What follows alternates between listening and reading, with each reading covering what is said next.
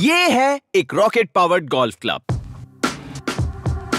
किसी पेशेवर गोल्फर्स की औसत स्विंग स्पीड 110 मील प्रति घंटा होती है, लेकिन 2 F साइज मोटर्स की मदद से इसे 150 मील प्रति घंटा की रफ्तार मिलती है, वो भी हर बार। अक्सर मैं जो चीजें बनाता हूँ आपको उसका सिर्फ फाइनल वर्जन देखने मिलता है और मैं आपको उसे बनाने का प्रोसेस नहीं दिखाता, लेकिन इस बार नहीं। आज हम देखेंगे रॉकेट्स की असली ताकत। वो गोल्फ बॉल्स को सुपर स्लो मोशन में कांच तोड़ते हुए, तरबूज को फटते हुए, और इसका एक हैंड हेल्ड वर्जन भी। और मेरे लिए ये एक बहुत अच्छा मौका है पर्दा हटाकर आप लोगों को ये दिखाने का कि इंजीनियरिंग डिजाइन प्रोसेस आखिर होता क्या है। मैं आपको कुल 6 ऐसी गलतियां दिखाऊंगा जिनसे सीखने के बाद हम यहाँ तक पहुँचे, लेकिन उसके लिए हमें वक्त में 4 महीने पीछे जाना होगा जब मुझे ये आइडिया आया था। और हर बार की तरह हम पहले एक प्रोटोटाइप बनाते हैं ये देखने के लिए कि ये कॉन्सेप्ट काम करेगा भी या नहीं। लेकिन इसे शुरू करने से पहले क्या आप जानते हैं हमने इसके दूसरे हिस्से पर काउंटरवेट्स क्यों लगाए? वो इसलिए ताकि इसका सेंटर ऑफ मास इसके एक्सिस के ठीक ऊपर रहे और ये घूम सके। दूसरे शब्दों में ये परफेक्टली बैलेंस करेगा इस पॉइंट के ऊपर जहां से ये घूम रहा है। अगर आप किसी घूमती चीज के लिए ऐसा नहीं करेंगे तो वो चीज खुद को बिल्कुल भी स्थिर नहीं रख पाएगी। शुरुआत में वो चीज बस वाइब्रेट करेगी, लेकिन जैसे जैसे गति बढ़ेगी वो बेकाबू हो जाएगी। और क्योंकि हमें इस छोटी सी बॉल को इस तेजी से आ रहे गोल्फ क्लब से मारना है, अगर ये स्थिर नहीं रह पाया तो गोल्फ क्लब के साथ साथ हमारा पूरा सेटअप हिलने लगेगा और हम इसे कभी भी मार नहीं पाएंगे। अब चलिए वापस टेस्ट पर। ये स्टैंड जरूरत से कुछ ज्यादा ही हिल रहा है, तो हम जानते थे कि हमें अपने गोल्फ क्लब को असली टेस्ट के पहले थोड़ा ज्यादा बैलेंस बनाना पड़ेगा, लेकिन कम से कम ये बिना फटे तेजी से तो घूम रहा है। और अब बारी थी कैट बनाने की, जो हमेशा अगला कदम होता है। तो अपने दोस्त केन और केला के साथ हम इसे बनाने में लग गए।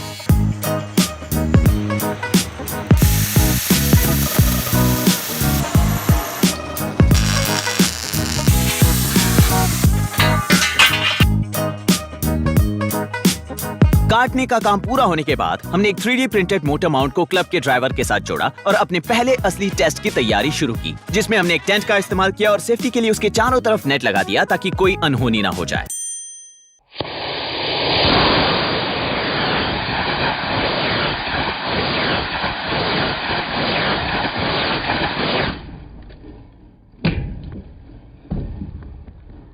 और ये थी हमारी दूसरी सीख। माउंटिंग हेड को ड्राइवर से जोड़ते वक्त इपॉक्सी को ज्यादा सतह नहीं मिल पाई, इसलिए वो मजबूती से नहीं जुड़ा था। इस समस्या को हल करने के लिए हमने सबसे पहले क्लब हेड को 3D स्कैन किया, जिसमें हम कैड में 3D प्रिंटिंग के लिए एक ऐसा डिजाइन बना पाए जिसमें इपॉक्सी को चिपकने के लिए ज्यादा सतह मिले। और हमने मौके का फायदा उठाते हुए एक की बजाय 2 रॉकेट होल्स्टर्स रखे, क्योंकि कहते हैं ना एक से भले 2। तो हम अपने ड्यूल रॉकेट सेटअप को टेस्ट करने गए, जिसमें 2 ई मोटर्स थे और सब कुछ सही चल रहा था। लेकिन फिर क्लब का ड्राइवर हेड उससे अलग हो गया। ये तो नहीं सोचा था। और जब हमने स्लोमो फुटेज को देखा तब हमने समझा कि गोल्फ क्लब के लचीले होने की वजह से वो मुड़ रहा था और इससे रॉकेट तेजी से घूमते हुए डगमगाने लगा, जिसकी वजह से गोल्फ क्लब के डंडे पर तनाव और बढ़ गया। आप ये कभी नहीं देखना चाहोगे। अंत में तनाव बढ़ते बढ़ते इतना ज्यादा बढ़ गया कि गोल्फ क्लब का हेड ही टूट गया। हमने इस तीसरी गलती से सीख लेकर गोल्फ क्लब के डंडे को और मजबूत बनाया, जिसके लिए हमने उसे एक सी चैनल के साथ जोड़ा और फिर उसमें बहुत सारा ईपॉक्सी भर दिया। और आप देख सकते हैं कि इससे कितना ज्यादा फर्क पड़ा। और फिर हम सुंदर नॉर्दर्न कैलिफोर्निया के एक दूर दराज इलाके में गए, जहां हम आगे के परीक्षण करेंगे। वहां पहुंचते ही हमने सेटअप लगाना शुरू कर दिया, लेकिन उससे पहले मैं आप लोगों को कुछ बताना चाहता हूं। तो मेरे बारे में सबसे बेस्ट बात यह है कि मैं अपने चैनल पर छोटे YouTube चैनल्स को शाउट आउट देता हूं ताकि उन्हें और भी ज्यादा लोग जान सकें।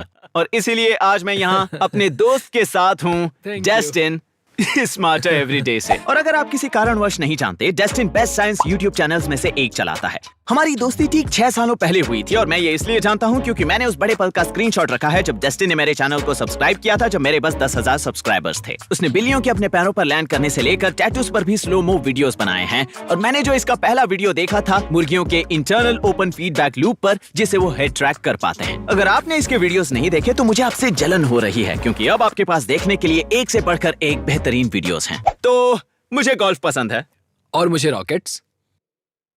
तो शुरू करें? हाँ चलो, इंट्रो खत्म हो गया ना, तो चलो। हाँ सही तो हम वापस सेटअप करने में लग गए और मैं चाहता था कि ये रॉकेट पावर्ड गोल्फ क्लब जितना ज्यादा हो सके उतना ज्यादा नेचुरल लगे। तो हमने नीचे बेस पर नकली घास लगाया, फिर हमने इस गोल्फ बैग को काटकर इसके स्टैंड को कवर किया और कुछ गोल्फ क्लब्स डालने के बाद ये दिखने में अच्छा, बेहद स्थिर और आराम से घूम भी पा रहा था। टेस्ट फुटेजेस को देखने पर हमने चौथी सीख ये ली कि हर एक चक्कर के बाद गोल्फ क्लब और भी ज्यादा तेजी से घूमता है।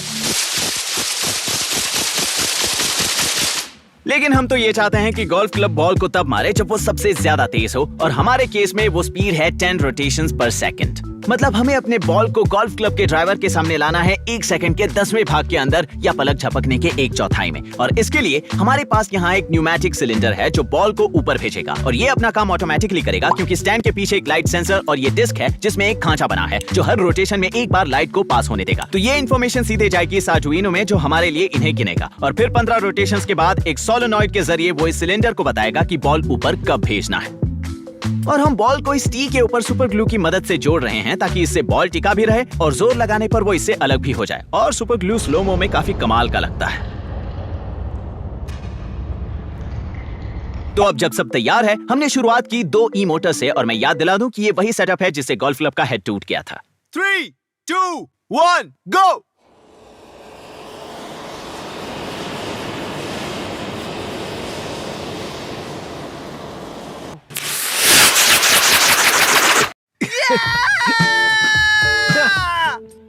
कहाँ गया वो बॉल? क्या हुआ था? वो पेड़ों से भी आगे गिरा होगा। नामुमकिन। वो उड़ गया। ये एक बहुत ही कमाल का शॉट है डूड।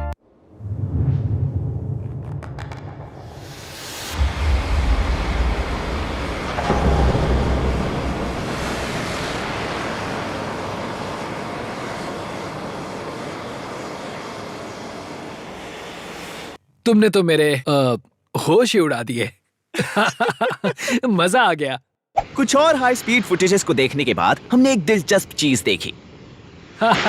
ये ऊपर आता है जैसे डोइंग डोइंग डोइंग। ये डेस्टिन की एक बहुत ही दिलचस्प तकनीकी ऑब्जर्वेशन थी, और इस टी के लचीलेपन की वजह से ही हम सटीक शॉट नहीं ले पा रहे थे। यहाँ सबसे आसान हल था हमारी टी को थोड़ा सख्त बनाना ताकि ये ऊपर आने के बाद हिलना ना शुरू कर दे। लेकिन इसमें एक छोटी सी प्रॉब्लम है, इसके सख्त होने पर ये फोर्स को ट्रांसफर करेगा, और अगर ये ज्यादा सख्त हुआ तो सारा फोर्स ट्रांसफर होकर हमारे 3D प्रिंटेड पॉपअप मैकेनिज्म को तोड़ देगा। अब मान लीजिए कि ये कागज का टुकड़ा हमारा टी है जो कि बिल्कुल भी कड़क नहीं। लचीले रबर से बना टी बहुत अच्छा था क्योंकि वो एक कागज की तरह है, इसे कितना भी मारो फोर्स नीचे ट्रांसफर होकर हमारे हार्डवेयर को नहीं तोड़ता। तो केन को एक बेहतरीन आइडिया आया, हम टी को एक धागे से बांधकर दूसरा हिस्सा जमीन में गाड़ देते हैं। इससे वो ज्यादा आगे नहीं जाएगा और सब कुछ पहले जैसा लचीला भी रहेगा। जब ये धागा उसे अचानक रोकेगा तब क्या बॉल उड़ जाएगा उसके धक्के की वजह से? अब ये तो करने पर ही पता चलेगा। 2, 1। बहुत अच्छा। अभी थोड़ा हिल रहा है। मुझसे पूछो तो ये एक बहुत ही शानदार और सरल उपाय था, एक तीर से 2 निशाने, और आप देख सकते हैं कि इसने अपना काम बखूबी किया।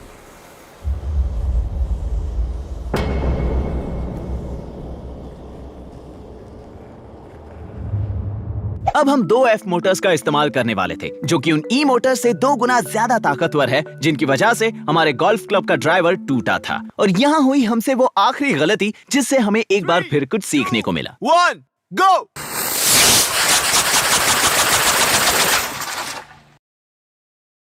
क्लब कहाँ गया?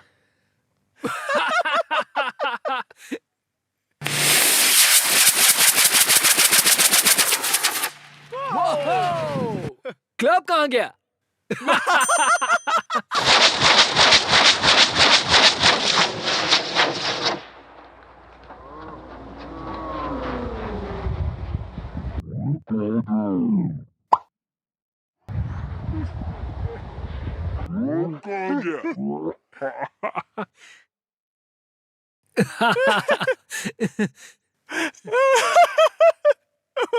क्या उस पेड़ पर आग लगी है? वाओ! मतलब मैं हंस रहा हूं लेकिन कुछ बहुत बुरा हो सकता था।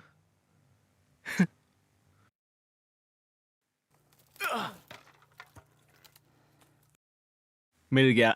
ये बहुत दूर जाकर गिरा है जरा dude। दिखाओ इसे। हमारे पास 3 यू बोल्ट्स हैं और हमने सिर्फ 2 इस्तेमाल किए हैं। हाँ। ओके, तो इस बार हम वो तीनों इस्तेमाल करेंगे और उन्हें एकदम कसकर लगाएंगे ताकि वो बाहर ना निकल पाए। तो पहले ही 3 यू बोल्ट्स क्यों नहीं लगाए? किसी प्रॉब्लम के सामने आने के बाद तुम मुझसे कहते हो, ओ मेरे पास इसका इसी हल को है। तो कहते हैं इंजीनियरिंग डिजाइन प्रोसेस। सही कहा तुमने। मैंने पिछली बार क्लब के डंडे को कुछ ज्यादा ही काट दिया था और उसे सिर्फ 2 यू बोल्ट्स के जरिए जोड़ा था, जो हमें लगा कि सेंट्रीफ्यूगल फोर्स के 800 पाउंड के तनाव को झेल लेगा। हमने नोटिस किया कि इतने सारे परीक्षणों के बाद उसका रबर हैंडल घिस गया था और शायद यही कारण था कि ये अलग होकर हवा में उड़ गया। इस गलती को सुधारने के लिए हमने अगले वाले क्लब को थोड़ा लंबा रखा ताकि हम 3 यू बोल्ट्स का इस्तेमाल कर पाएं और हैंडल को कसकर लगा सकें। तो अपनी इन 6 गलतियों से सीखने के बाद हमने अपने आखिरी और खतरनाक टेस्ट के लिए इस पर 2 F मोटर्स लगाए। गो।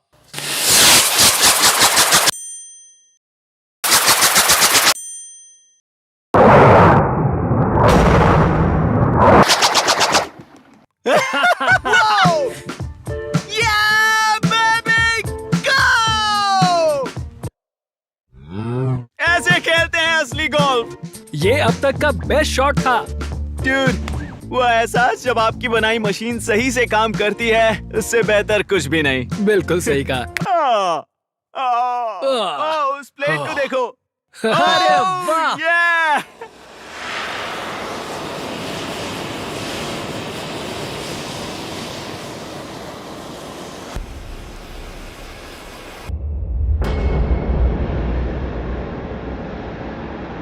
तो हम कभी इन बॉल को ढूंढकर उनकी दूरी नहीं नाप पाए, लेकिन मैं एक गोल्फ बॉल को 280 यार्ड्स दूर पहुंचा सकता हूं और ये उससे तो कई ज्यादा दूर गए। और यकीन नहीं तो इस ट्रेजेक्टरी को देखो, सीधे आउटर स्पेस में। अब जब हमें अपने सारे शॉट्स मिल गए, वक्त था थोड़ा मस्ती करने का। हमने इसका थोड़ा कमजोर वर्जन बनाया मेरी इस्तेमाल के लिए, जिसमें सिर्फ एक C मोटर था, क्योंकि उससे ज्यादा पावर को मेरे हाथ झेल नहीं पाएंगे।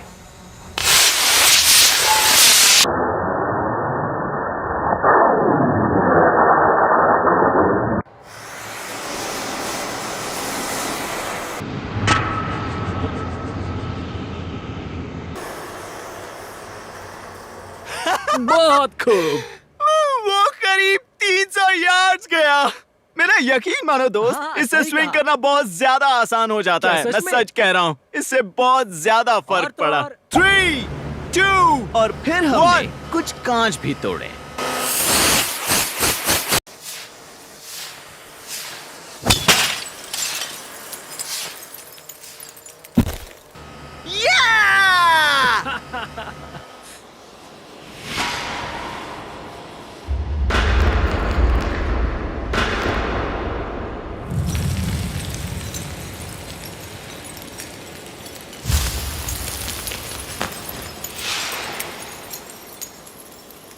और मेरे चैनल पर तरबूजों को उड़ाए बगैर काम कैसे चलेगा?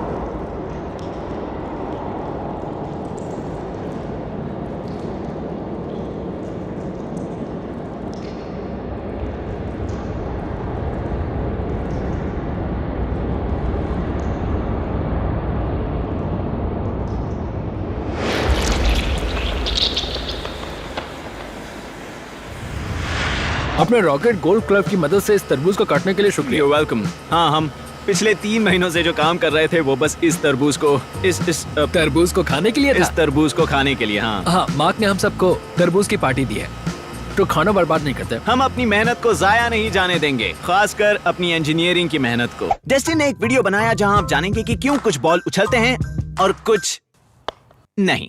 और पहले मुझे लगा कि ये इस पर निर्भर करता है कि वो बॉल कितनी लचीली या रबरी है, लेकिन इस पूल बॉल को दबाना लगभग नामुमकिन है और ये रबर बॉल बहुत लचीली है। मगर इसके बावजूद वो लगभग एक ही ऊंचाई तक उछलते हैं, यानी बात कुछ और है। और वो जानकारी गोल्फ बॉल मेकर्स के लिए बहुत ज्यादा महत्वपूर्ण है। डेस्टिन के पास और भी कई सारे कमाल के स्लो-मो फुटेजेस हैं जिसमें गोल्फ बॉल्स को कंप्रेस होते दिखाया गया है। और आज के शूट के और भी कुछ क्लिप्स, जिसके वीडियोस का लिंक मैंने डिस्क्रिप्शन में डाला है। और उसके बाकी वीडियोस को देखना और चैनल सब्सक्राइब करना मत भूलना, क्योंकि वो विज्ञान के मामले में एक कमाल का यूट्यूबर है और एक असली प्रोफेशनल भी।